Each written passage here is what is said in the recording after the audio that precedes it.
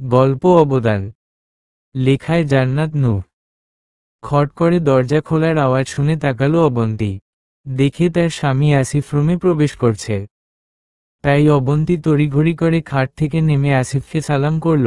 আসিফ অবন্তীকে সালাম করতে বাধা দিয়ে বলল, কি করছো এটা? আমাকে তোমার সালাম করতে হবে না, তুমি আমার অর্ধাঙ্গিনী, তোমার স্থান আমার পায়ে নয় বুকে। শোনো অবন্তী, আজ আমাদের বিয়ের প্রথম রাত। এই রাতে আমি তোমাকে কিছু কথা বলতে চাই। তুমি কি আমার কথাগুলো মনোযোগ দিয়ে শুনবে? আপনি বলুন, আমি অবশ্যই মনোযোগ দিয়ে শুনব। তোমার মনে হয়তো প্রশ্ন আসতে পারে, আমি কেন এত বয়স করে বিয়ে করলাম। না, সেরকম কিছু মনে আসেনি। এখন তো অনেকেই প্রতিষ্ঠিত হয়ে বয়স করে বিয়ে করে। তারপরেও আমি তোমার চেয়ে 14 বছরের বড়। তুমি কি পারবে তোমার সাথে আমাকে মানিয়ে নিতে?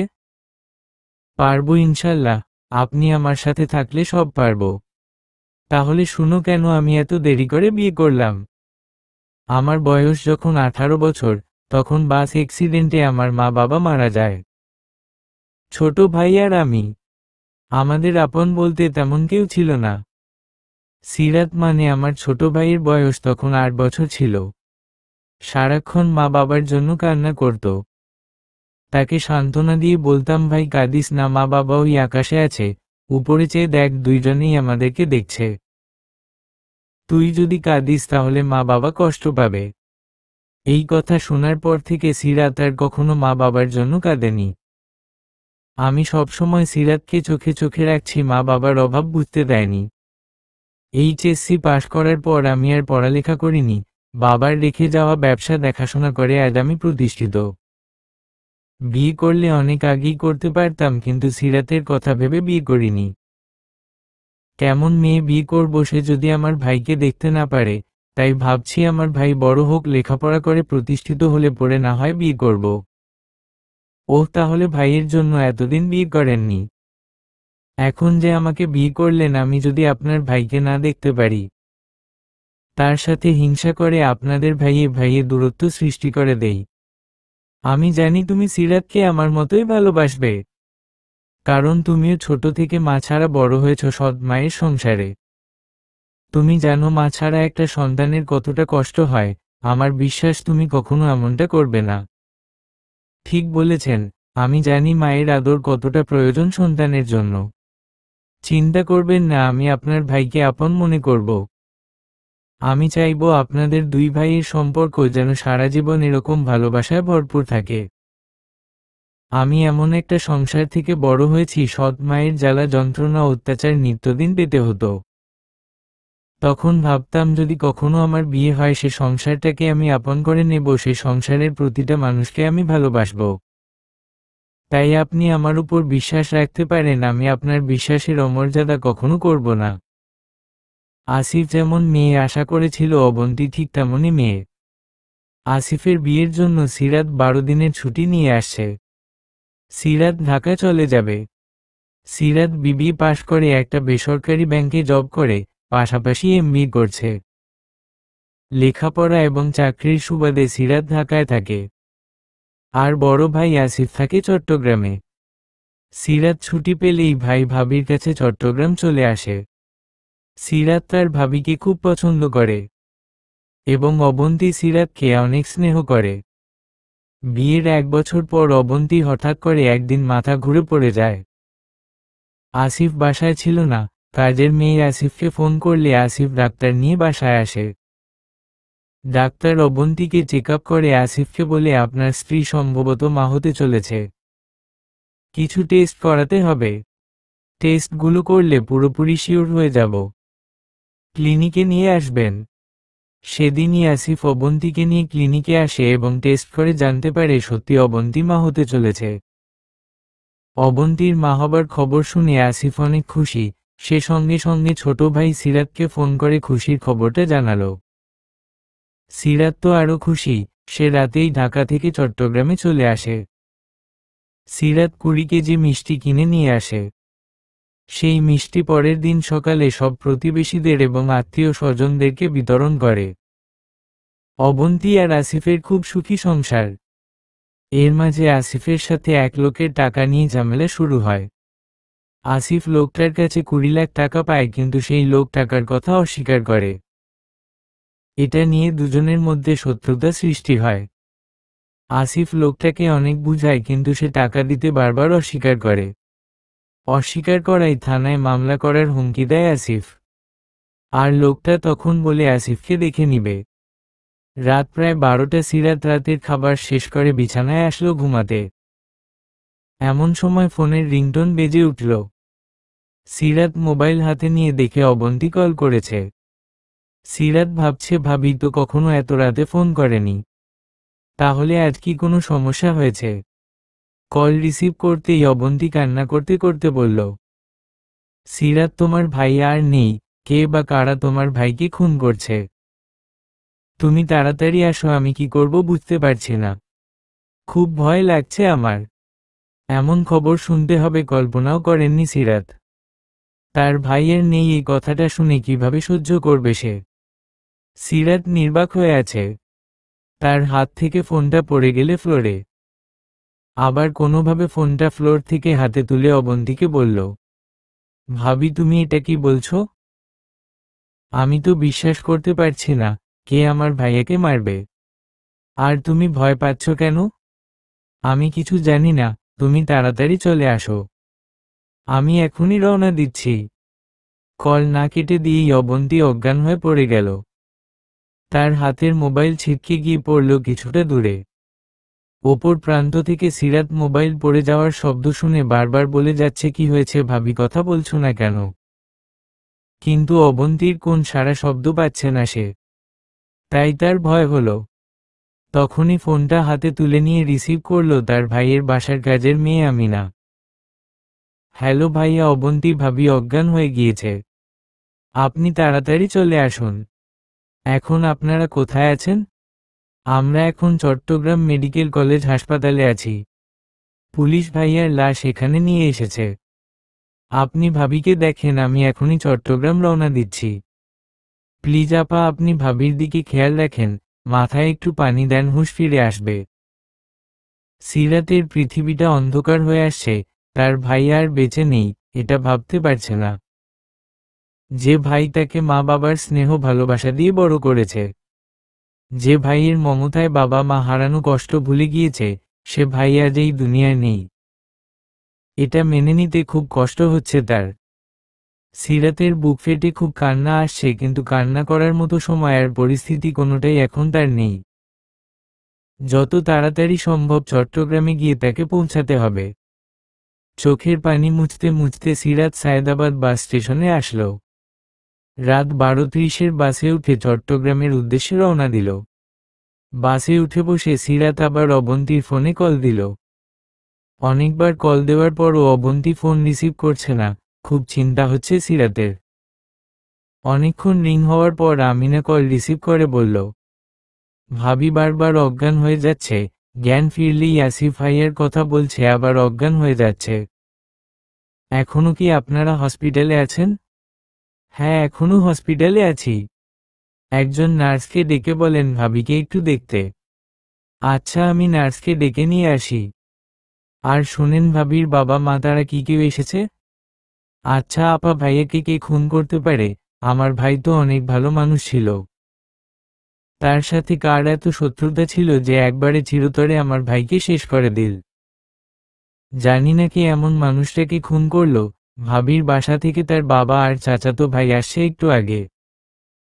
সিরাতের চিৎকার করে কান্না করতে ইচ্ছে করছে, কিন্তু বাসের ভেতরে এত মানুষের সামনে চিৎকার করে কান্না করতে পারছে না। হয়তো চিৎকার করে কান্না করতে পারলে তার বুকের ভেতর থেকে অনেকটা পাথর নেমে যেত। সিরাত তার ভাইয়ের প্রাণহীন শরীরটা দেখে কিভাবে সহ্য করবে এটাই ভাবতে পারছে না। যে ভাই তার মা বাবার সমতুল্য ছিল, সে ভাই তাকে ছেড়ে চিরতরে বিদায় নিল। আপন বলতে তার আর কেউ রইল না, এমনটাই ভেবে খুব কষ্ট পাচ্ছে সিরাত। বাস থেকে নেমে অটোরিকশা নিয়ে হসপিটালে চলে আসলো সিরাত। অবন্তীকে স্যালাইন দিয়ে রাখা হয়েছে, সে খুব অসুস্থ আসিফের জন্য কান্না করতে করতে। অবন্তীর পাশে বসে আছে তার বাবা এবং সৎ মা। সিরাতকে দেখে অবন্তী খুব জোরে কান্না করে দিল। সিরাত অবন্তী পাশে বসে বলে, ভাবি তুমি যদি এমন করে ভেঙে পড়ো তাহলে কিভাবে হবে? যে আমার ভাইয়াকে মেরেছে তাদেরকে অবশ্যই শাস্তি পেতে হবে। কে আমার এমন সর্বনাশ করলো, এমন ভালো মানুষটাকে মেরে ফেলতে তার হাত কাঁপল না।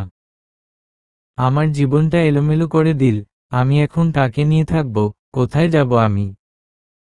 তোমার এখন এগুলি ভাবতে হবে না, তুমি একটু শান্ত হও, আমি ওসির সাথে কথা বলি। কয়েকজন পুলিশ সঙ্গে নিয়ে ওসি মাহবুব এসেছে মামলা তদন্তের জন্য অবন্তীর সঙ্গে কথা বলতে। সিরাতকে দেখে ওসি মাহবুব এগিয়ে এসে প্রশ্ন করল, আপনি কি আসিফ সাহেবের ভাই? হুম, আমি তার ছোট ভাই।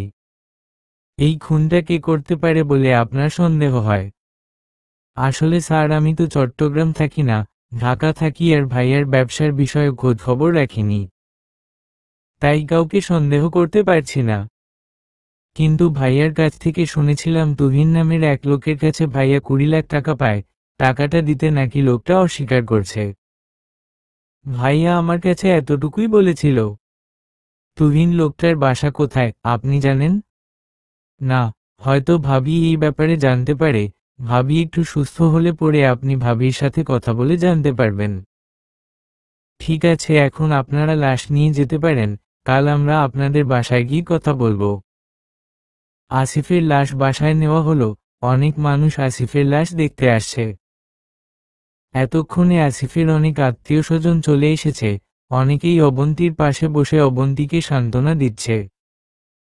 সিরাত আসিফের মুখের উপর থেকে কাপড় সরিয়ে অপলক দৃষ্টিতে চেয়ে আছে আর বিড়বিড় করে বলছে, ভাইয়া তুমিও আমাকে ছেড়ে চলে গেলে, আমি যে বড্ড একা হয়ে গেলাম। মা বাবা ছিল না, তবু কখনো নিজেকে এতিম ভাবিনি। কিন্তু আজ আমাকে তুমি এতিম করে দিলে। আমার এই পৃথিবীতে আপন বলতে কেউ রইল না, আমি নিঃস্ব একা হয়ে গেলাম।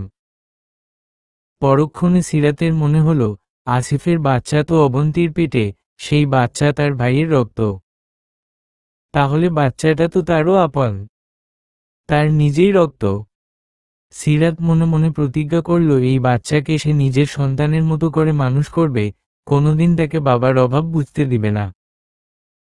তার ভাই তার জন্য যতটুকু করেছে সে তার চেয়ে বেশি করবে এই বাচ্চার জন্য। সকাল 11টায় আসিফের লাশ কবর দেওয়ার জন্য নিয়ে যাওয়া হলো। অবন্তী খুব অসুস্থ, তাকে ঘুমের ইনজেকশন দিয়ে ঘুম পাড়িয়ে রাখা হয়েছে।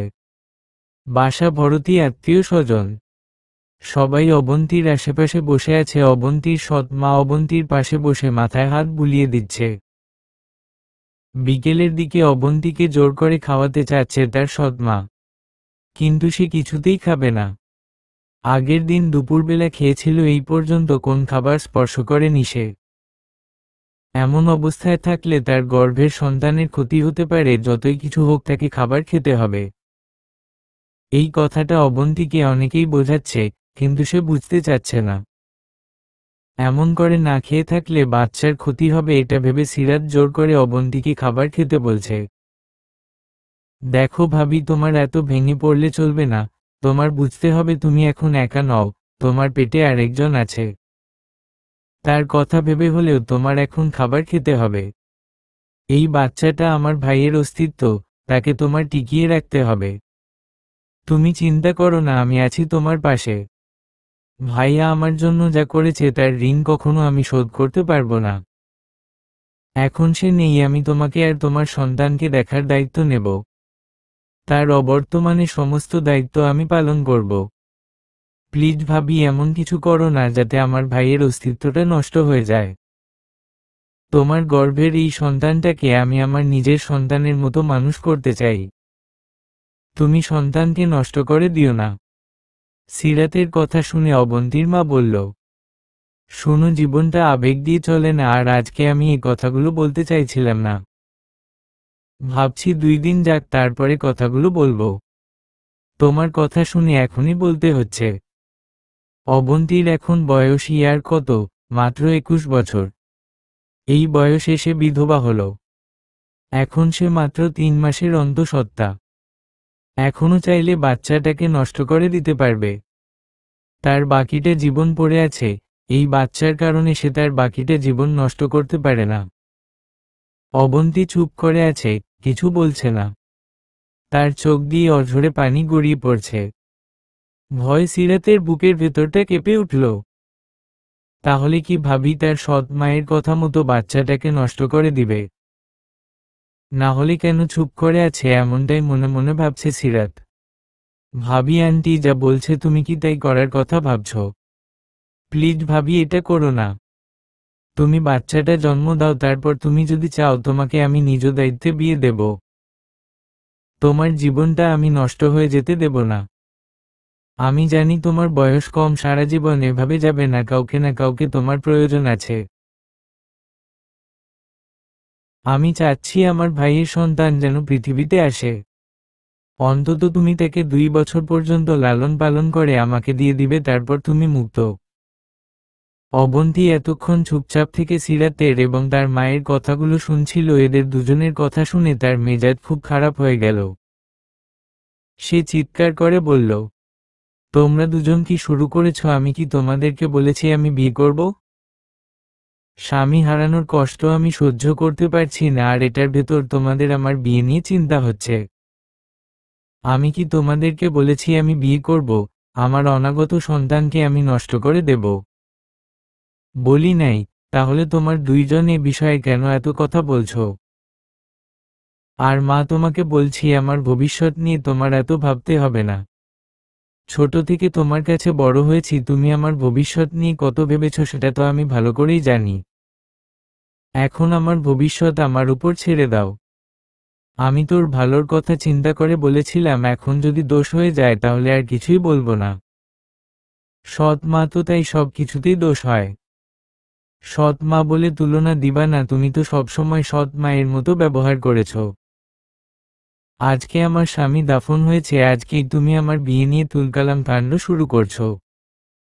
লোকে শুনলে কি বলবে? সিরাত, তোমাকে বলছি, তুমি আমার মায়ের কথা শুনে বলতেছ আমি যেন বাচ্চাটাকে নষ্ট না করি। আমি কি একবারও বলেছি আমি আমার সন্তান নষ্ট করে দেব? তাহলে তুমি কেন শুধু শুধু এত চিন্তিত হচ্ছ? আমি তার মা, আমার কি মায়া মহাব্বত নেই আমার সন্তানের প্রতি? আমার স্বামী পৃথিবী থেকে চলে গিয়েছে, আমি তার আমানত নষ্ট করে দেব এটা কিভাবে ভাবলে? অবন্তীর কথা শুনে সিরাত অনেক খুশি হয়ে গেল। সে ভয় পেয়ে গিয়েছিল অবন্তীর মায়ের কথা শুনে। রাতে আমিনা এসে সিরাতকে বলল, ভাইয়া ভাবি তো না খেয়ে আছে, তাকে খাওয়াতে চেষ্টা করেন। এমন করে না খেয়ে থাকলে তো ভাবির শরীর বেশি খারাপ হবে। সিরাত অনেক জোরাজুরি করে অবন্তীকে অল্প খাবার খাওয়াতে পারল। পরের দিন বিকেলে ওসি মাহবুব আসলেন অবন্তীর সাথে কথা বলতে। সিরাত ওসি মাহবুবকে বলল, ভাবি এখন কথা বলার পরিস্থিতিতে নেই, আপনি 2 দিন পর আসুন। আর না হয় ভাবি সুস্থ হলে আমি ভাবিকে নিয়ে থানায় গিয়ে আপনার সাথে কথা বলে আসব। ওসি মাহবুব সিরাতের কথায় সম্মতি জানিয়ে চলে গেল। অবন্তীর বাবা ও সৎ মাই বাসাতেই আছেন। তারা অবন্তীর দেখাশোনা করছেন। অবন্তী একদম খেতে চায় না, তাকে জোর করে করে খাওয়ানো হচ্ছে।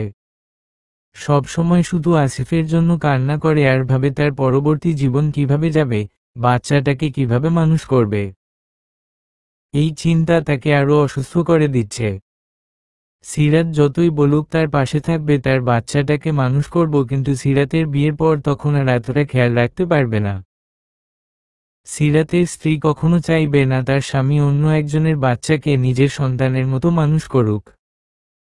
এটা নিয়েও তাদের সংসারে ঝামেলা হবে। এমন অনেক কিছু ভাবতে ভাবতে অবন্তী অস্থির হয়ে উঠছে। 4 দিন পর সিরাত অবন্তীকে নিয়ে থানায় আসলো। এসে দেখল ওসি মাহবুব থানায় নেই। এসআই রহমতুল্লাহ তাকে কল করে থানায় আসতে বলল। কিছুক্ষণ পর ওসি মাহবুব থানায় এসে বললেন, সরি, আপনাদেরকে অনেকক্ষণ ওয়েট করলাম। আসলে আমার স্ত্রী ফোন দিয়েছিল, আমার মেয়েটার জ্বর, তাই ডাক্তার নিয়ে বাসায় গিয়েছিলাম। আচ্ছা, এখন দরকারি কথায় আসা যাক। মিসেস অবন্তী, আপনি কি জানেন আসিফ সাহেবকে কে খুন করতে পারে? আমি শিওর হয়ে বলতে পারবো না কে খুন করতে পারে, কিন্তু সন্দেহ তুহিনের দিকে। কে এই তুহিন? তার বাসা কোথায়? তুহিনের বাসা গাজীপুর। সে আমার স্বামীর সাথে বিজনেস করত, আমার স্বামীর কাছ থেকে তুহিন 20 লাখ টাকা ধার নেয়। ধার নেওয়ার পর তুহিন টাকার কথা অস্বীকার করে। টাকা চাইতে গেলে তুহিন সিরাতের ভাইয়াকে মেরে ফেলার হুমকি দেয়। আর কাউকে সন্দেহ হয় না আপনাদের? সিরাত সাহেব, আপনার কি কাউকে সন্দেহ হয়? না, আমার কাউকে সন্দেহ হয় না। আমার ভাইয়া তো ভালো মানুষ ছিল, তার কোন শত্রু ছিল না। আমি এখনো ভাবতে পারছি না কেউ তাকে মেরে ফেলতে পারে। তাহলে আসিফ সাহেবের খুন হওয়ার পিছনে একটাই কারণ, তুহিনের সাথে শত্রুতা। ঠিক আছে, আপনারা বাসায় চলে যান, আমরা তুহিনকে ধরে জিজ্ঞাসাবাদ করব। প্রকৃত খুনি যেই হোক তাকে অবশ্যই আইনের আওতায় এনে শাস্তি দেওয়া হবে। খুনিকে যেন তাড়াতাড়ি ধরার চেষ্টা করা হয়। আমার ভাইয়াকে যারা মেরেছে তাদের ফাঁসি চাই। অবশ্যই অপরাধীকে তাড়াতাড়ি অ্যারেস্ট করব। অবন্তী এর সিরাত থানা থেকে বের হয়ে রাস্তা দিয়ে হাঁটছে। সিরাত রিকশা নিতে চাইল, অবন্তী বলল হেঁটে যেতেই তার ভালো লাগছে। চল ভাবি, লেকের পাড়ে গিয়ে কিছুক্ষণ বসি, তোমার ভালো লাগবে। না, এমনি ঠিক আছি, চল বাসায় চলে যাব। আরে না, চল তো একটু লেকের পাড়ে গিয়ে বসব। সিরাত জোর করে অবন্তীকে লেকের পাড়ে নিয়ে এসে বসল। বিকেল পর্যন্ত দুইজন এখানেই বসে রইল। সিরাত চাচ্ছিল অবন্তীর মন ভালো করতে, কিন্তু এখানে এসে অবন্তীর মন আরো খারাপ হয়ে গেল। মনে পড়ে গেল আসিফের সাথে স্মৃতিগুলো। সময় পেলে আসিফ তাকে এখানে নিয়ে এসে বসে থাকত। পুলিশ তুহিনকে ধরে জিজ্ঞাসাবাদ করে, তার কথায় পুলিশের সন্দেহ হয়। তুহিনকে রিমান্ডে নেওয়ার জন্য আদালতের কাছে 7 দিনের অনুমতি চাওয়া হয়েছে। অনুমতি পেয়ে গেলে রিমান্ডে নিয়ে তুহিনের মুখ থেকে সব সত্যিটা বের করা যাবে, এমনটাই আশা করছে ওসি মাহবুব। অবন্তীর মা বাবা এখনো অবন্তীর সাথে আছে। সিরাত 1 মাসের ছুটি নিয়ে চট্টগ্রামে আছে। ঢাকায় ফিরবে আর 2 দিন পর। অবন্তীর মা বাবা অবন্তীকে বাচ্চা নষ্ট করার জন্য আবারও বুঝাতে চাইল। অবন্তীর মা অবন্তীকে বলল, দেখ মা, আমি আর তোর বাবা অনেক ভেবে দেখলাম এই বাচ্চাটাকে তোর রাখা ঠিক হবে না। তুই আমার কথায় রাগ করিস না। আমি তোর সাথে যাই খারাপ ব্যবহার করি, কিন্তু এখন বুঝতে পারছি সেটা আমার করা উচিত হয়নি। তুই এই বয়সে বিধবা হইলি, বাচ্চাটাকে নিয়ে সারা জীবন কিভাবে কাটাবি এটাই আমি আর তোর বাবা চিন্তা করছি। সেদিন সিরাত বলল তোর বাচ্চাটাকে তার কাছে রেখে তোকে ভালো দেখে এক জায়গায় বিয়ে দেবে। বিয়ে দিতে চাইলেই কি তুই নিজেই সন্তান রেখে বিয়ে করতে পারবি? আর যদিও করিস, বাচ্চাটাকে রেখে তোর বিয়ে করতেও কষ্ট হবে। তোর পরবর্তী সংসারে বাচ্চাকে নিয়ে অনেক অশান্তি হবে, তার চেয়ে আগেই তুই বাচ্চাটাকে নষ্ট করে ফেল। অবন্তীর বাবাও একই কথা বলল। অবন্তী বাবা মায়ের কথায় অনেক রেগে গেল। সেদিন তোমাদেরকে বলেছি আমি আমার সন্তান নষ্ট করব না। তোমরা আর কখনোই এমন কথা বলবে না। আমার কি হবে না হবে সেটা আমি ভালো বুঝবো, তোমাদের ভাবতে হবে না। তোর ভালোর জন্য বলছি, এখন না হয় সিরাত তোর বাচ্চাকে দেখবে, তোকে দেখবে। কিন্তু সিরাত যখন বিয়ে করবে, তার বউ বাচ্চা হবে, তখন কিন্তু তার বড় বড় কথা বলা থাকবে না। তোকে আর তোর সন্তানকে ধুর ধুর করে তাড়িয়ে দেবে, নয়তো তোকে কাজের মেয়ের মতো তার বাসায় থাকতে হবে। অবন্তী ওর মায়ের কথাগুলো শুনে চুপ হয়ে গেল। সে তার মায়ের কথার কি উত্তর দিবে ভেবে পাচ্ছে না। তার মায়ের কথায় যুক্তি আছে, কিন্তু সে তার সন্তানকে কি করে নষ্ট করে দিবে? মা হয়ে সন্তানকে হত্যা করবে, সে তা কখনো পারবে না। সিরাত অবন্তীর মায়ের কথা শুনে সামনে এসে বলে, আন্টি আপনি কথাগুলো ভুল বললেন। ভাবির পেটে আমার ভাইয়ের সন্তান, সেই সন্তানকে আমি আমার নিজের সন্তানের মতো করে মানুষ করব। আর আপনি বললেন ভাবিকে আমার বাসায় কাজের মেয়ে হতে হবে, এটাও আপনার ভুল ধারণা। আমার জীবন থাকতে ভাবির আর আমার ভাইয়ের সন্তানের এমন দিন আসবে না, প্রয়োজনে আমি বিয়েই করব না। এখন আবেগে সব বলতে পারবে, পরে সব ভুলে যাবে। ভাবি, তুমি কি চাও তোমার সন্তান এই পৃথিবীতে না আসুক? তুমি কি চাও বল আমাকে? আমি তো সেদিন বলেছি আমার সন্তান আমি নষ্ট করব না। অবন্তীর কথা শুনে তার বাবা মা খুব রেগে গেল। অবন্তীর বাবা অবন্তীকে বলল, আমাদের কথার কোন দাম নেই, তাহলে আমরা এখানে থেকে কি করব? সিরাত যখন তোকে দেখে শুনে রাখবে সেই তোকে দেখে শুনে রাখুক, আমরা চলে যাব। সিরাত অবন্তীর মা বাবাকে অনেক অনুরোধ করলো এখানে থাকার জন্য, কিন্তু তারা সিরাতের কথা রাখল না। চলে যাবার আগে অবন্তীর মা বলে গেল, কখনো তুই আমাদের দরজার সামনে যাবি না, কথাটা মনে রাখিস। অবন্তীর মায়ের কথার উত্তরে সিরাত বলল, ভাবি কোনোদিন আপনাদের কাছে যাবে না, এইটা আমার ওয়াদা। যতদিন আমি বেঁচে থাকবো আমার কথা আমি রাখব। বাবা মা চলে যাবার পর অবন্তী তার রুমে গিয়ে খুব কান্না করছে। সিরাত অবন্তীর কাছে গিয়ে বলল, প্লিজ ভাবি তুমি কেঁদো না, আমি বলছি তো আমার জীবন থাকতে তোমার এবং তোমার সন্তানের খারাপ পরিস্থিতিতে আসবে না। আমি আমার কথা রাখব। তোমার মা বাবার কথায় কষ্ট পেও না, তাদের রাগ কমলে আবার দেখবে চলে আসবে। আমি তোমার পাশে আছি, থাকব। যদি কখনো বিয়ে করি তবুও আমি কখনো বদলাবো না, তুমি এটা নিয়ে একদম ভেবো না। প্লিজ ভাবি তুমি কেঁদো না, আমি বলছি তো আমার জীবন থাকতে তোমার এবং তোমার সন্তানের খারাপ পরিস্থিতিতে আসবে না। আমি আমার কথা রাখব। তোমার মা বাবার কথায় কষ্ট পেও না, তাদের রাগ কমলে আবার দেখবে চলে আসবে। আমি তোমার পাশে আছি, থাকব। যদি কখনো বিয়ে করি তবুও আমি কখনো বদলাবো না, তুমি এটা নিয়ে একদম ভেবো না। সিরাতের কথা শুনে অবন্তী মনে সাহস পেল। অবন্তীর বাবা মা চলে গেছে, এইদিকে সিরাতের ছুটির সময়ও শেষ। সিরাত চলে গেলে অবন্তী একা এখানে কি করে থাকবে, তাই সিরাত অবন্তীকে সাথে নিয়ে যাবার সিদ্ধান্ত নিল। ভাবি তুমি আমার সাথে ঢাকা চল, এখানে একা কি করে থাকবে? তোমার সাথে ঢাকা গেলে লোকজন কি বলবে, বরং আমি এখানেই থাকি, আমিনা আপা না হয় রাতে আমার সাথে থাকবে। আপা কি প্রতি রাতে তোমার সাথে থাকবে? সে তো আরো অন্য বাসায় কাজ করে। আমিনা আপা সবসময় তোমাকে দেখে রাখতে পারবে না। তুমি কি আমার সাথে যেতে ভয় পাচ্ছ?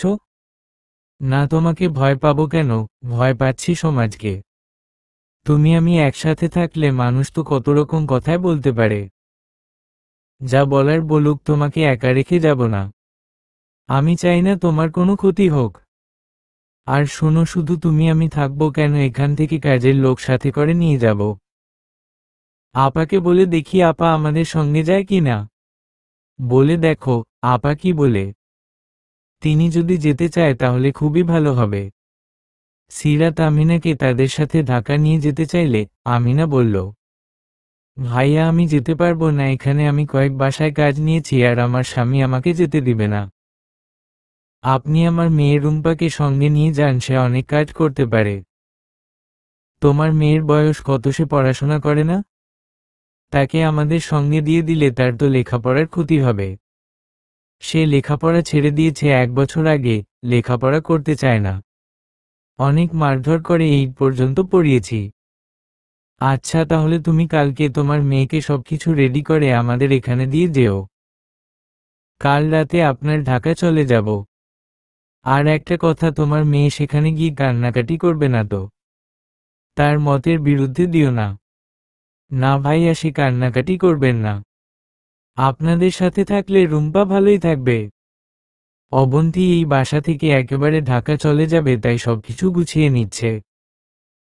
সিরাত শুয়ে আছে তার রুমে। মোবাইল হাতে নিয়ে দেখল রাত্রি তাকে মেসেজ দিয়েছে। মেসেজ পড়ে সিরাত রাত্রিকে কল দিল। রাত্রি কেমন আছো? তুমি অনেকক্ষণ আগে মেসেজ দিয়েছ, আমি এখন দেখলাম। দেখবে কেন, তুমি তো আমাকে ভুলে গেছো। আরে না পাগলি, সবকিছু নিয়ে অনেক ঝামেলাতে ছিলাম, তাই তোমাকে সময় দিতে পারিনি। এখন বল কেমন আছো? ভালো না, তোমাকে ছাড়া কি করে ভালো থাকি। কতদিন তোমাকে দেখি না। কাল ঢাকা আসছি, পরের দিন দেখা করব তোমার সাথে। সত্যি কাল ঢাকা আসছো? হ্যাঁ সত্যি বলছি। আমার কলিজাটা, তাড়াতাড়ি এসো, তোমাকে না দেখে আমি একদম ভালো নেই। আমিও ভালো নেই জান তোমাকে না দেখে। পরের দিন সন্ধ্যায় অবন্তী আর রুম্পাকে নিয়ে সিরাত ঢাকার উদ্দেশ্যে রওনা দিল। 6 ঘন্টা জার্নি শেষে ঢাকায় এসে পৌঁছালো তখন রাত 3টা। সিএনজি নিয়ে বাসার সামনে আসলো তারা। বাসায় এসে হোটেল থেকে কিনে আনা খাবার খেয়ে ফ্লোরে বিছানা করে শুয়ে পড়ল সিরাত। অবন্তী আর রুম্পা খাটে ঘুমালো। সিরাত একাই থাকতো বলে মাত্র একটা খাট ছিল বাসায়, তাই তাকে এখন ফ্লোরে শুইতে হয়েছে। সকাল হতে সিরাত অনেক বাজার করে নিয়ে আসলো। এতদিন বাসায় ছিল না, তাই ফ্রিজ একদম খালি ছিল। বাজার করে দিয়ে সিরাত ফার্নিচার কিনতে চলে গেল। খাট, ড্রেসিং টেবিল, কিছু চেয়ার কিনে নিয়ে এসে রুম সাজানো। অবন্তী আর রুম্পা মিলে রান্না করে সিরাতকে ডাক দিল খাবার জন্যে। তিনজন একসাথে খাবার খেতে বসল। খাবার খেয়ে সিরাতের খুব টায়ার্ড লাগছিল, তাই সে তার রুমে গিয়ে ঘুমিয়ে পড়ল। দুপুরে রাত্রির ফোন করার শব্দে সিরাত সজাগ পেল। তুমি এখনো দেখা করতে আসছো না কেন? আমি তোমার জন্য কখন থেকে অপেক্ষা করছিলাম। সরি, ঘুমিয়ে গিয়েছিলাম, শরীরটা খারাপ লাগছিল। আচ্ছা, এখনই আমি ফ্রেশ হয়ে চলে আসছি। সিরাত তাড়াতাড়ি রেডি হয়ে অবন্তীর কাছে এসে বলল, ভাবি দরজা ভালো করে লাগিয়ে দাও, আমার আসতে একটু লেট হতে পারে। আর কেউ এসে যদি ডাকে দরজা খুলবে না, বলবে আমি বাসায় নেই। তুমি কোথায় যাচ্ছ? লেট হবে কেন? রাত্রির সাথে দেখা করতে যাচ্ছি, মেয়েটা বারবার কল করছে, অনেকদিন দেখা হয় না, তাই একটু লেট তো হবেই। কে রাত্রি? এখন যাই, পরে এসে বলবো। আর শোনো, তুমি রাতের খাবার খেয়ে নিও, আমি হয়তো বাহির থেকে খেয়ে আসব। ঠিক আছে, যাও। সিরাত রেস্টুরেন্টে ঢুকে দেখে রাত্রি বসে আছে। সিরাত দেরি করে আসছে বলে রাত্রি রাগ করছে। প্লিজ জান, রাগ করে না। তুমি কি জানো এই কয়েকদিনে আমার উপর দিয়ে কি ধকল গেছে? তুমি ঢাকা আসছো রাত 3টায়, এতক্ষণ সময় ধরে কি করলে? আরে অনেক কাজ করলাম, ভাবিকে সাথে নিয়ে আসি। বাসায় একটা খাট ছিল, আর একটা খাট কিনে আনলাম। বাজার করে আনছি, ভাবি রান্না করলো। খেয়ে শরীরটা বড্ড ক্লান্ত লাগছিল, তাই ঘুমিয়ে গিয়েছি। তোমার ফোন করার শব্দ শুনে সজাগ হয়ে তাড়াতাড়ি রেডি হয়ে চলে আসলাম। তোমার ভাবিকে সাথে করে ঢাকা নিয়ে আসছো? সে কি এখন থেকে তোমার সাথে থাকবে? হ্যাঁ, আমার সাথেই থাকবে। সে প্রেগনেন্ট, তাকে কিভাবে একা রেখে আসি? আমাদের আপন বলতে তো আর কেউ নেই। কেন, তোমার ভাবির মা বাবা নেই? তাদের কাছে রেখে আসতে। ভাবির মা বাবা বাচ্চা নষ্ট করে দিতে বলছে। ভাবি বাচ্চা নষ্ট করতে চায়নি বলে তার মা বাবা তার সাথে সম্পর্ক রাখেনি, তাই ভাবিকে আমার সাথে নিয়ে আসতে হলো।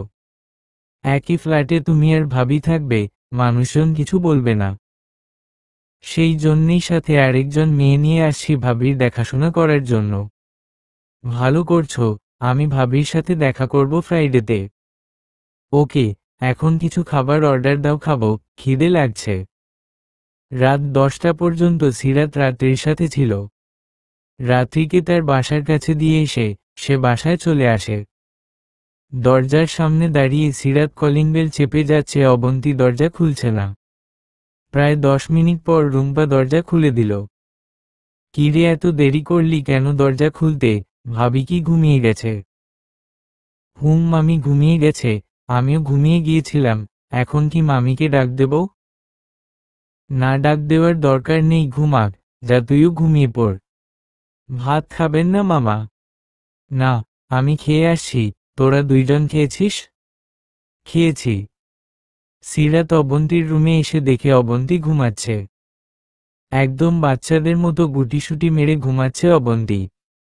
সিরাত তার দিকে তাকিয়ে আবার চোখ ফিরিয়ে নিল, তাড়াতাড়ি চলে আসলো রুম থেকে।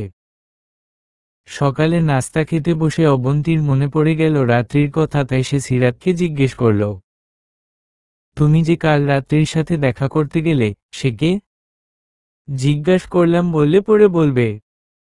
ওহ, তোমাকে তো এখনো বলা হয়নি, রাত্রি আমার গার্লফ্রেন্ড। সে আমাকে অনেক ভালোবাসে। তুমিও তাকে অনেক ভালোবাসো, তাই না? অনেক ভালোবাসি কি না জানি না, তবে ভালোবাসি। কতদিন ধরে তোমাদের রিলেশন? আমাদের রিলেশন 3 বছর যাবৎ, আমরা একসাথে লেখাপড়া করছি। 3 বছর ধরে রিলেশনে আছো, তবু আমাকে বললে না। আসলে ভাবি, লজ্জায় বলতে পারিনি। রাত্রির সাথে আমাকে দেখা করাবে না? আমার দেবর কেমন মেয়েকে ভালোবাসলো এখনো আমি দেখলাম না। রাত্রি তোমার সাথে দেখা করতে আসবে শুক্রবারে। তুমি ঢাকায় আসছো এই কথা শুনে বলল তোমার সাথে দেখা করতে বাসায় আসবে। তাহলে তো ভালোই হয়। সিরাত 1.5 মাস ছুটির পর অফিসে জয়েন করেছে, সকাল 9টায় অফিসে যায়, বিকেল 4টায় ফিরে। বিকেলে বাসায় ফিরে কিছুক্ষণ অবন্তীর সাথে গল্প করে, না হয় অবন্তীকে নিয়ে হাঁটতে বের হয়। শুক্রবার দিন সিরাত ঘুমাচ্ছে বেলা 11টা, তবু সে সজাগ হচ্ছে না। অবন্তী কয়েকবার এসে ডাকাডাকি করে গেছে, সিরাত বলে দিয়েছে তুমি নাস্তা করে নাও, আমি পরে উঠব। কলিং বেল বাজছে, টুম্পা গিয়ে দরজা খুলে দিল। দরজা খুলে টুম্পা রাত্রিকে না চিনতে পেরে জানতে চাইল কাকে চায়। আমি রাত্রি, সিরাতের ফ্রেন্ড। সিরাত কি বাসায় আছে? ভাইয়া ঘুমাচ্ছে। অবন্তী ভাবি কোথায়? ভাবি রান্না করছে। আপনি বসুন, আমি ভাইয়াকে ডেকে দিচ্ছি।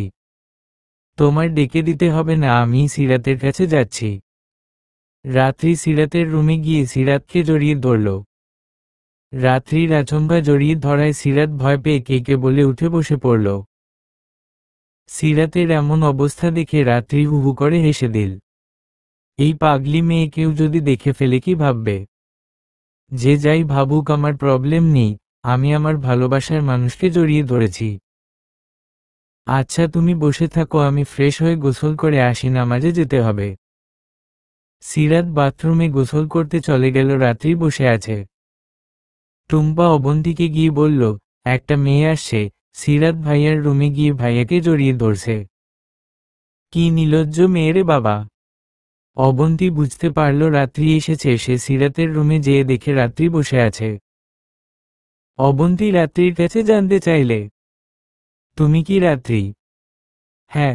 তুমি নিশ্চয় অবন্তী ভাবি। হুম। কেমন আছো? ভালো। তুমি কেমন আছো? আমি আছি, আল্লাহ যেমন রাখছে।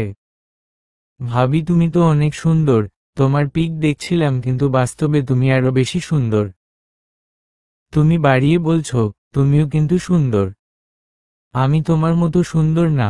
আচ্ছা আমি যে তোমাকে তুমি করে বলে ফেললাম, কিছু মনে করো না। আমাকে তুমি করেই বল, আমি বয়সে তোমার ছোট হব। হুম, তুমি আমার ছোটই হবে। অবন্তী এর রাত্রি বসে গল্প করছে, সিরাত গোসল করে রেডি হয়ে নামাজ পড়তে চলে গেল। নামাজ পড়ে এসে তিনজন একসাথে লাঞ্চ করল। বিকেলে সিরাত রাত্রিকে নিয়ে বের হলো। পার্কে গিয়ে বসল দুজন। রাত্রি সিরাতের কাছে জানতে চাইল, আচ্ছা সিরাত, আমরা বিয়ে কবে করব? দেরি হবে। কবে করব তা এখন বলতে পারবো না। কেন বলতে পারবে না? তুমি না বলেছিলে এমবিএ শেষ করে বিয়ে করবে। তখনকার বলা আর এখনকার পরিস্থিতি এক না। এখন কি হয়েছে, কিসের জন্য পরিস্থিতি চেঞ্জ হলো? তখন আমার ভাইয়া ছিল, তাই বলেছিলাম এমবিএ কমপ্লিট করে বিয়ে করব। বাট এখন আমার অনেক দায়িত্ব, আগে আমার দায়িত্ব পালন, তারপর বিয়ে। ওহ, তার মানে তোমার ভাবির জন্য আমাকে এখন বিয়ে করবে না? আর করবেই বা কেন? এত সুন্দরী একটা মেয়েকে নিয়ে এক ছাদের নিচে থাকলে বিয়ে করার আর দরকার পড়ে নাকি? রাত্রি মুখ সামলে কথা বল, ভাবি তোমার মতো না, অনেক ভালো আর ভদ্র মেয়ে সে। আমি তাহলে খারাপ অভদ্র মেয়ে? ওকে, ভালো থাকো তুমি তোমার ভাবিকে নিয়ে। আমার সাথে আর যোগাযোগ করতে যেও না। খুব রেগে গিয়ে রাত্রি চলে যাচ্ছে। সিরাত তার হাত ধরে আটকাতে চাইল, কিন্তু রাত্রি হাত ঝটকা দিয়ে ছাড়িয়ে চলে গেল। সিরাত রাত্রিকে আটকাতে চেষ্টা করে, না পেয়ে মন খারাপ করে বাসায় চলে আসলো। সিরাতের মন খারাপ দেখে অবন্তী জিজ্ঞেস করল, তোমার মন খারাপ কেন? সিরাত তাকে বলল রাত্রি রাগ করে চলে গিয়েছে। কেন সে রাগ করছে? তুমি কি করেছ? আরে আমি কি করব, সে বলছে বিয়ে করতে, আমি বলে দিচ্ছি এখন বিয়ে করব না, তাতেই রেগে গেছে। সে খারাপ কি বলেছে? তুমি তাকে কথা দিয়েছ এমবিএ শেষ করে বিয়ে করবে। তাহলে এখন বিয়েটা করে ফেলো। কথা দিয়েছি বলেই যে এখন বিয়ে করতে হবে তা নয়। আমি তো বলিনি তাকে বিয়ে করব না। তার এত রাগ দেখানোর কি দরকার ছিল? কয়েকদিন ধরে অবন্তী বমি করছে, ঠিকমতো খাবার খেতে পারে না। তাই সিরাত আজ অফিস থেকে ছুটি নিয়ে এসে অবন্তীকে ডাক্তারের কাছে নিয়ে গেল। ডাক্তার অবন্তীকে চেক আপ ও আল্ট্রাসোনোগ্রাফি করে সিরাতকে বলল, শুনেন আপনি কন্যা সন্তানের বাবা হবেন, কিন্তু বাচ্চাটা একটু খারাপ পজিশনে আছে। তাই আপনাকে আপনার স্ত্রীর প্রতি বেশি খেয়াল রাখতে হবে। কোনো ভারী কাজ করতে দিবেন না। যতটুকু পারেন সাহায্য করবেন। সে আমার স্ত্রী নয়, ভাবি হয়। আচ্ছা, আমি তার ঠিকঠাক খেয়াল রাখব। ভাবি বমি করতে করতে শরীর দুর্বল হয়ে গেছে, এমন কোনো মেডিসিন দেন আর যেন বমি না হয় এবং ঠিকমতো খেতে পারে। ওহ সরি, সে আপনার ভাবি হয়, আমি বুঝতে পারিনি। আমি মেডিসিন দিয়ে দিচ্ছি। আপনি মিসেস অবন্তীকে প্রতি সপ্তাহে আমার চেম্বারে নিয়ে আসবেন চেক আপ করার জন্য। ওকে ম্যাম, আমি নিয়ে আসব। সিরাত অবন্তীকে কোন কাজ করতে দেয় না, সব কাজ টুম্পা আর সে মিলে করে। অবন্তী সারাদিন রেস্টে থাকে। রাত্রির সাথে আস্তে আস্তে সিরাতের দূরত্ব বাড়তে থাকে। এখন আর আগের মতো দেখা বা কথা হয় না। ডাক্তার বাচ্চা হবার ডেট দিয়েছে মাসের 27 তারিখ। সেই কারণে সিরাত অফিস থেকে ছুটি নিয়েছে। অবন্তীর ডেলিভারি পেইন উঠলে সিরাত তাকে নিয়ে হসপিটালে চলে আসে। অবন্তীর পেইন উঠেছে শুনে রাত্রিও হসপিটালে চলে আসে। রাত 8টার দিকে সিজার করে অবন্তীর মেয়ে বাচ্চা হয়। সিরাত রাত্রি টুম্পা করিডোরে অপেক্ষা করছিল। ডাক্তার এসে খবর দিল, মিস্টার সিরাত, আপনি চাচ্ছু হয়েছেন। সিরাত দৌড়ে গিয়ে বাচ্চাটাকে কোলে তুলে নিয়ে কপালে চুমু দিয়ে বুকে জড়িয়ে ধরল। বাচ্চাটাকে কোলে জড়িয়ে নিয়ে সিরাত বলল, আজ থেকে তুই আমার মা। আমি আমার মাকে আবার ফিরে পেয়েছি। তুই আমার ভাইয়ের অস্তিত্ব, আমি তোকে কোনোদিন বাবার অভাব বুঝতে দিব না। আমি তোর বাবা, তুই আমার সন্তান হয়ে বড় হবি। রাত্রি বাচ্চাটাকে সিরাতের কাছ থেকে নিয়ে এসে কোলে নিল। কিন্তু সিরাতের কথাগুলো শুনে রাত্রি খুশি হতে পারল না। মনে মনে তার হিংসার আগুন দাউ দাউ করে জ্বলছে। পরের দিন সকালে রাত্রি চলে গেল তার বাসায়। সিরাত আর টুম্পা সবসময় অবন্তীর কাছে থাকে, রাত্রি মাঝে মাঝে আসে। সিরাত অবন্তীকে মুখে তুলে খাইয়ে দিচ্ছে। সিজার করার কারণে তলপেটে ব্যথা হচ্ছে অবন্তীর, তাই সে খেতে চাইছিল না। সিরাত অবন্তীকে শোয়া অবস্থায় খাইয়ে দিচ্ছিল। রাত্রি এসে দেখে মনটা খারাপ করে ফেলে। রাত্রির খুব কষ্ট লাগে সিরাত অবন্তীকে খাইয়ে দিচ্ছে দেখে। রাত্রি কষ্ট পেলেও প্রকাশ করল না। রাত্রির মন খারাপ দেখছে সিরাত জানতে চাইল কি হয়েছে, কিন্তু রাত্রি কিছু বলে না। 7 দিন পর হসপিটাল থেকে রিলিজ নিয়ে বাসায় আসে অবন্তীকে নিয়ে। সিরাত বাচ্চার এতটা দেখাশোনা করছে, অবন্তী ভাবতে পারেনি তার চেয়ে সিরাত বাচ্চাকে বেশি যত্ন করবে। 1 মাসের ছুটি শেষ হবার পর সিরাত অফিসে যাবে আগামীকাল। তাই সে রাত্রিকে বলছে কয়েকদিন তার বাসায় এসে থেকে অবন্তীর দেখাশোনা করতে।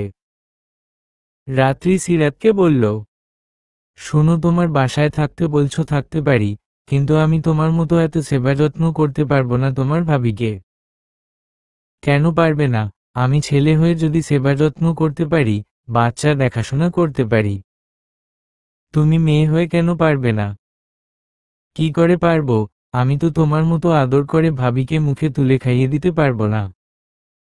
কি বলতে চাও? ভাবিকে আমি আদর করে খাইয়ে দেই, অসুস্থ ছিল বলে মুখে তুলে খাইয়ে দিয়েছি। এখানে আদরের কথা আসে কেন? শোনো নেকা, সেজন্য আমি বোকা না, সব বুঝি। কি বুঝো বল? তোমার সাথে তোমার ভাবির রিলেশন আছে। হোয়াট? রাত্রি, তুমি বাড়াবাড়ি করে ফেলছো, আমার মেজাজ গরম হয়ে যাচ্ছে। উচিত কথা বললে মেজাজ খারাপ হবেই। মুখে তুলে খাইয়ে দিতে পারো, তার মতো সুন্দরীর সাথে এক ছাদের নিচে থাকো, কিছু করার বাকি রাখছো নাকি? সিরাত রাত্রির কথা সহ্য না করতে পেয়ে রাত্রির গালে থাপ্পড় মারল। রাত্রিও খুব ক্ষেপে যায়।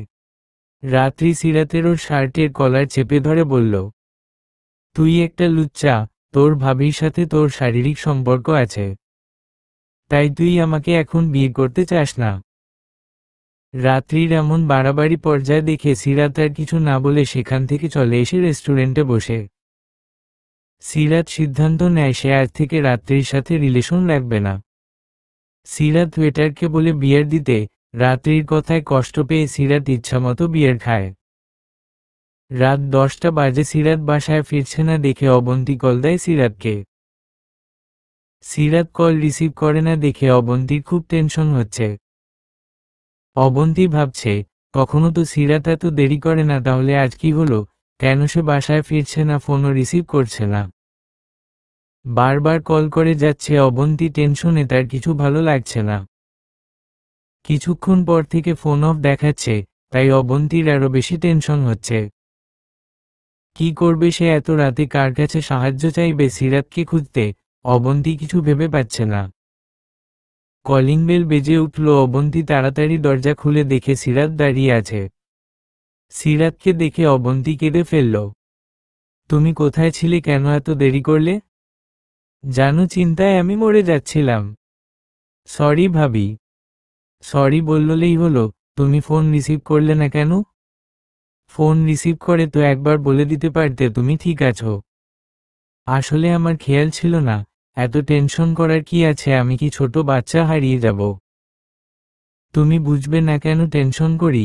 আচ্ছা সিরাত, তুমি কি নেশা করে আসছো? সরি ভাবি, আর এমন হবে না। কেন নেশা করলে? তুমি তো এমন নও। সিরাত অবন্তীর কথার উত্তর না দিয়ে রুমে গিয়ে দরজা লাগিয়ে দিল। অবন্তী ডিনার করার জন্য ডাকলে সিরাত বলে দিল সে কিছু খাবে না। সিরাতের কি হলো, আজ হঠাৎ কেন নেশা করে আসছে আর কেন না খেয়ে থাকবে, অবন্তী কিছুই বুঝতে পারছে না। রাত্রির সাথে সিরাতের ব্রেকআপ হয়েছে, সিরাত এটা অবন্তীকে বলেনি। রাত্রি অবন্তীকে ফোন করে অনেক কথা শুনিয়েছে। সিরাত অফিস থেকে এসে দেখে অবন্তী কান্না করছে। সিরাত অবন্তীর কাছে জানতে চাইল কেন সে কান্না করছে। অবন্তী কিছু না বলে চুপ করে আছে। বারবার জিজ্ঞেস করার পর অবন্তী বলল, আমি কান্না করিনি, তোমার ভাইয়ের কথা মনে পড়েছে তাই চোখে পানি এসে গেছে। আমার বিশ্বাস হচ্ছে না ভাইয়ের কথা মনে করে তুমি এভাবে কান্না করছো, কারণ কি বলো আমাকে। তুমি রাত্রিকে বিয়ে করো না কেন? রাত্রি তোমাকে অনেক ভালোবাসে, তাকে তাড়াতাড়ি বিয়ে করে নাও। রাত্রিকে আমি বিয়ে করব না, তার সাথে এখন আমার আর কোন সম্পর্ক নেই। তাকে বিয়ে করার কথা বলছো কেন, সে কি তোমাকে কিছু বলেছে? তুমি আমার জন্য তাকে বিয়ে করছো না। আমার সাথে তোমার সম্পর্ক আছে, রাত্রি এখন এটাই ভাবছে। তোমাকে এই কথাগুলো কখন বলেছে? রাত্রি আমাকে দুপুরে ফোন করেছিল, ফোন করে যা ইচ্ছা তাই বলল। কথাগুলো শুনে আমি সহ্য করতে পারছি না। তোমার সাথে নাকি আমার শারীরিক সম্পর্ক, আমার কারণে তুমি তাকে ইগনোর করছো। তোমার ফোনটা দাও তো, রাত্রির নাম্বার ব্ল্যাকলিস্ট করে দেই। আর ফোন করতে পারবে না। অবন্তী সিরাতের কাছে জানতে চাইল রাত্রির সাথে তার কি নিয়ে ঝগড়া হয়েছে। সিরাত বলল রাত্রির সাথে সে একেবারে ব্রেকআপ করে দিয়েছে, আর কখনোই সে তার সাথে যোগাযোগ করবে না। তখন অবন্তী বলল, রাত্রিকে যদি বিয়ে না করতে চাও তাহলে অন্য কাউকে বিয়ে করো। কিন্তু সিরাত বলল এখন সে বিয়ে করবে না। তুমি বিয়ে না করলে লোকে তোমাকে আমাকে নিয়ে বাজে কথা বলবে। যার যা বলার বলুক, আমি ভালো থাকলেই হলো।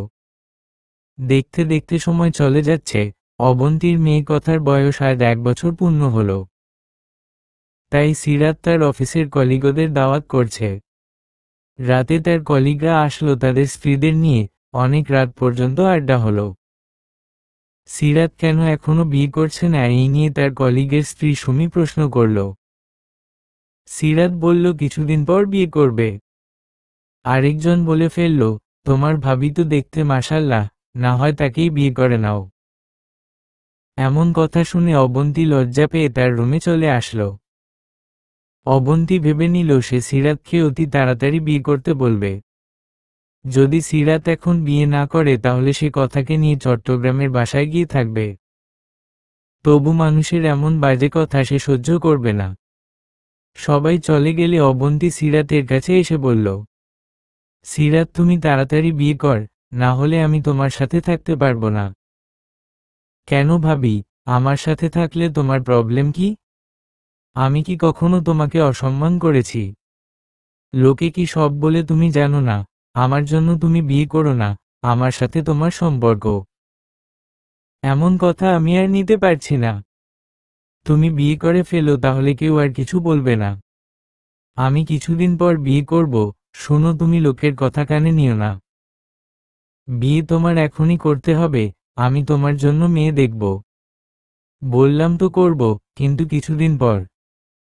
তুমি এখন বিয়ে করবে, না হয় আমি কথাকে নিয়ে চট্টগ্রাম চলে যাব। কি বললে আমার কথাকে নিয়ে চলে যাবে? তোমার সাহস কিভাবে হয় এমন কথা বলার? আমার মেয়েকে নিয়ে কোথাও যেতে পারবে না। কি করব বল, আমার খুব লজ্জা লাগে তোমাকে নিয়ে বাজে কথা শুনলে। আচ্ছা আমি বিয়ে করব, একটু অপেক্ষা কর। আরও কিছুদিন যাওয়ার পর নানা লোকে নানা কথা বলছিল। সবাই একটা কথায় মিন করে কেন সিরাত বিয়ে করে না, নিশ্চয়ই তার ভাবির সাথে কোন অবৈধ সম্পর্ক আছে। অবন্তী ছাদে কাপড় মেলতে এসেছে পাশের ফ্ল্যাটের সাবিনা ভাবি অবন্তীকে দেখে বলল, তোমার দেবর এখনো বিয়ে করছে না, মানুষ কিন্তু এখন সত্যি সত্যি ভেবে নিয়েছে তোমার সাথে তার কোন অবৈধ সম্পর্ক আছে। আচ্ছা তোমরা এভাবে না থেকে দুজন তো বিয়ে করে নিলেই হয়। কেন শুধু শুধু পাপ করছো? সাবিনের কথা শুনে অবন্তী কি উত্তর দিবে ভেবে পাচ্ছিল না। মানুষ তাদেরকে নিয়ে এত দূর পর্যন্ত ভেবে নিয়েছে, আর যদি সে বলে তাদের মাঝে কোন সম্পর্ক নেই কেউ বিশ্বাস করবে না। এসব কিছু হচ্ছে সিরাতের কারণে। অবন্তী মনে মনে ভাবল, আর না আমাকে কিছু একটা করতেই হবে, আমার এবং আমার মেয়ের কারণেই সিরাত এখন বিয়ে করতে চাচ্ছে না, বা রাত্রির সাথে সম্পর্ক এ কারণেই শেষ করেছে। আর রাত্রি যা সন্দেহ করেছে সেটা অযথা ছিল না, এই সন্দেহটা এখন সবাই করছে। সিরাত যদি বিয়ে না করে তাহলে সে সত্যি সত্যি তার মেয়েকে নিয়ে চলে যাবে এমনটাই ভেবে নিল। সিরাত অফিস থেকে ফিরে অবন্তীকে বলল এক কাপ কফি বানিয়ে দিতে। অবন্তী কফি বানিয়ে সিরাতের পাশে এসে বসল। সিরাত তুমি কি বিয়ে করবে কি করবে না এটা আমাকে বল। আর এবার আমি ফাইনাল সিদ্ধান্ত নিয়েছি, তোমাকে বিয়ে দেব, না হলে আমি এখান থেকে চলে যাব। মানুষের আর এরকম কথা আমার সহ্য হচ্ছে না। আজ তো সাবিনা ভাবি ডাইরেক্ট বলল আমরা কেন অবৈধ সম্পর্কে জড়িয়ে থেকে পাপ করছি। বিয়েটা করে ফেললেই তো হয়। এমন কথা শোনার চেয়ে মরে যাওয়া অনেক ভালো। এখন আমার মেয়ে অনেকটা বড় হয়েছে, আমি তাকে নিয়ে চট্টগ্রামে চলে যাই, সেটাই বেটার হবে। না না, তুমি তাকে নিয়ে চলে যাবে না। আমি কথাকে অনেক ভালোবাসি, সে আমার সন্তানের মতো, তাকে ছাড়া থাকতে পারবো না। ঠিক আছে, তুমি যখন বিয়ে করতে বলছো আমি ঘটককে বলবো আমার জন্য পাত্রী দেখতে। ঘটককে বলতে হবে কেন? আমি চাচ্ছি রাত্রির সাথে তোমার বিয়েটা হোক। রাত্রি কি এখনো আমাকে ভালোবাসে? বিয়ে করতে রাজি হবে? সে তোমাকে এখনো ভালোবাসে? আমি আজকে তাকে কল করেছিলাম। এতদিন তো তার নাম্বার ব্লক লিস্টে রাখতে বলছিলে, তাই ব্লক লিস্টে রেখেছিলাম। কিন্তু আজকে মনে হলো আমার কারণে তোমাদের ভালোবাসাটা এভাবে ভেঙে গিয়েছে। তাই আমার নিজেকে অপরাধী মনে হয়।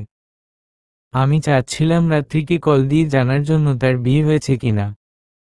রাত্রি বলল সে শুধু তোমাকেই ভালোবাসে, আর কাউকে বিয়ে করা তার পক্ষে সম্ভব না। সে অনেক কান্না করল। রাত্রি অপেক্ষা করেছিল তুমি তার সাথে যোগাযোগ করবে। চলো আমরা দুজনে রাত্রির বাসায় যাই, তার বাবা মার সাথে কথা বলি।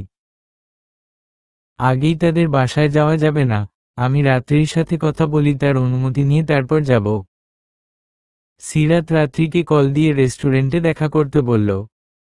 এতদিন পর প্রিয় মানুষের কল পেয়ে রাত্রি কোন কথাই বলতে পারবো না।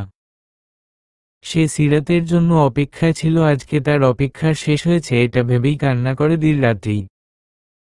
রেস্টুরেন্টে পাশাপাশি বসে আছে দুজন। প্রথমে সিরাত কথা বলা শুরু করল। তুমি আমাকে ক্ষমা করে দাও, আসলে আমি ভেবেছিলাম কথার বয়স 2-3 বছর হলে তারপরে বিয়ে করব।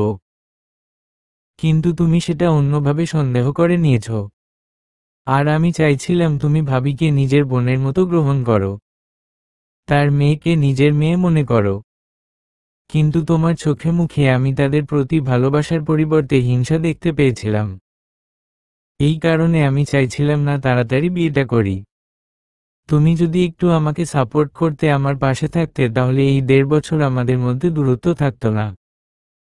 যাই হোক, ভুল তোমারও ছিল আমারও ছিল, এখন সবকিছু ভুলে আমরা দুজন এক হতে চাই। তুমি কি এখন আমাকে বিয়ে করতে রাজি? অবশ্যই রাজি, তোমাকে আমি ভালোবাসি। না হলে এতদিন অপেক্ষা করে থাকতাম না। আমার বাসা থেকে বিয়ের জন্য অনেক চাপ দিয়েছে, আমি তোমাকে ছাড়া অন্য কাউকে স্বামী হিসেবে মেনে নিতে পারিনি। সেই কারণেই সিদ্ধান্ত নিয়েছিলাম বিয়ে করব না। অপেক্ষা করতাম তোমার ফিরে পাবার জন্য। তবে আমার অপরাধ ছিল, আমি ভাবিকেই হিংসে করতাম। তার মেয়েকে যখন তুমি আদর করতে আমার সেটা সহ্য হতো না। তাই ভাবিকে নিয়ে তোমার প্রতি সন্দেহের সৃষ্টি হয়। আমি ভাবির কাছে ক্ষমা চাইব। তুমি আমাকে একটা কথা দিতে পারবে? কি কথা বল? কথাকে তুমি নিজের মেয়ের মতো দেখবে। যদি আমাদের সন্তান হয় তবুও তাকে কখনো অন্যের সন্তান মনে করবে না। আর ভাবি যদি আমাদের সঙ্গে থাকতে চাই থাকবে, আর না থাকতে চাইলে তাকে আমরা ভালো দেখে বিয়ে দেব। ভাবি এবং তার সন্তানের দায়িত্ব আমার পাশাপাশি তোমাকে নিতে হবে। আর তাকে যা নয় নিজের বোন মনে করবে। হ্যাঁ, আমি ভাবিকে নিজের বোনের মতো মনে করব। আর তার মেয়ে আমার মেয়ে, এটাই ভাববো সব সময়। তাদেরকে নিয়ে আর কখনোই হিংসা আসবে না আমার মনের ভেতরে। আমি এটা বুঝতে চাইনি সে তার স্বামীকে হারিয়ে কতটা কষ্টে আছে। আসলে কি জানো, স্বামী বেঁচে থাকা অবস্থায় অনেকে দেবরের সাথে পরকীয়ায় লিপ্ত থাকে। এই কারণে আমাদের মনে দেবর ভাবিকে নিয়ে এরকম সন্দেহের উৎপত্তি হয়। কিন্তু সবাই যে একরকম হবে এমনটা তো নয়। আমি এখনই তোমার বাসায় যাব, ভাবির কাছে ক্ষমা চাইব। তার সাথে আমি অনেক খারাপ ব্যবহার করে ফেলেছি। সিরাতের সাথে রাত্রি তার বাসায় আসলো। ভাবিকে সে জড়িয়ে ধরে বলল, আজ থেকে তুমি আমার বোন, আর নিজের বোন যদি অপরাধ করে তাহলে তো ক্ষমা করে দেওয়াই যায়। আমি তোমাকে যে কথাগুলো বলেছিলাম তার জন্য এখন খুবই লজ্জিত। তুমি আমাকে ক্ষমা করে দাও ভাবি। অবন্তী রাত্রিকে বলল, পুরনো কথা বাদ দিয়ে আমাদের নতুনের দিকে এগিয়ে যেতে হবে। আমি ওগুলো ভুলে গিয়েছি। আমরা দুজন বোনের মতোই থাকব। আর তোমার যদি আমাকে নিয়ে কোন অসুবিধা হয় তুমি সরাসরি বলে দিবে, আমি তোমার সংসার ছেড়ে চলে যাব। তুমি কখনো আমাকে নিয়ে সন্দেহ করো না। তোমার কাছে আমার এটুকু অনুরোধ রইল। না ভাবি, একবার যা ভুল করেছি আর কখনোই এমন ভুল করব না। এই সংসার শুধু আমার নয়, এই সংসার তোমারও। আমরা দুইজন একসঙ্গে মিলেমিশে থাকব। তুমি যদি চাও সারা জীবন এখানে থাকতে পারবে। আর যদি বিয়ে করতে চাও আমি তোমাকে ভালো দেখে দিয়ে দেব। না গো, আমি আমার মেয়েকে নিয়ে সারা জীবন কাটিয়ে দিতে চাই। আমি আর বিয়ে করতে চাই না। আমার মেয়ে জন্মের আগেই বাবাকে হারিয়েছে, তার মাকেও সে হারিয়ে ফেলুক, এটা আমি কিভাবে চাইব? আমার মেয়েকে নিয়ে আমি ভালো আছি। আর তোমরা দুজনে ভালো থাকলে এতেই আমি খুশি। অবন্তী সিরাতকে নিয়ে রাত্রির বাসায় গিয়ে বিয়ে ঠিক করে ফেলে। মেয়ে বিয়ে করছিল না বলে রাত্রির মা বাবা অনেক দুশ্চিন্তায় ছিল। এখন রাত্রি বিয়েতে রাজি, এতে তারা অনেক খুশি। অবন্তী রাত্রি আর সিরাতকে বিয়ে দিতে পেরে তার খুব ভালো লাগছে। এতদিন তার বুকের ভেতর একটা চাপা কষ্ট ছিল, নিজেকে অপরাধী মনে করছিল যে তার কারণে দুজন মানুষের সম্পর্ক নষ্ট হয়েছে। এখন আর অবন্তীর মনে সেই অপরাধ বোধ নেই। সে নিজেকে খুব হালকা মনে করছে। সমাপ্ত।